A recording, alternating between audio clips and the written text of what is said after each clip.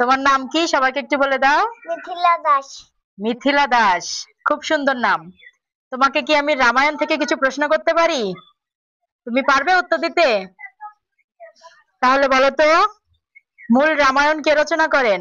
বাল্মীকি মুনি। বাল্মীকি মুনি। মূল রামায়ণ কোন ভাষায় লেখা? সংস্কৃত ভাষায় লেখা। আচ্ছা বলো তো, বাংলা ভাষায় রামায়ণ কে রচনা করেন? কবি কৃত্তিবাস। বলো তো, রাম কে ছিল? অযোধ্য রাজা দশরথের বড় ছেলে। খুব সুন্দর।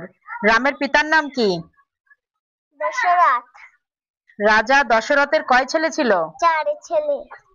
রামের স্ত্রীর নাম কি? সীতা দেবী। রাম কেন বনে গিয়েছিলেন? বাপের প্রতিশ্রুতি রক্ষা করার জন্য। রামের সাথে কে কে বনে গিয়েছিলেন? ভাই লক্ষণ, স্ত্রী সীতা দেবী। কে সীতাকে চুরি করেন? লঙ্কার রাজা রাবণ। রামায়ণের কাহিনীকে কয়টি ভাগে ভাগ করা হয়েছে? 7টি ভাগে ভাগ করা হয়। খুব সুন্দর। বলো তো, মিথিলার রাজা কে ছিল? মিথিলার নাম কি? জনক। জনক। বলো তো, মিথিলার রাজা জনকের বড় মেয়ের নাম কি ছিল? সীতা দেবী।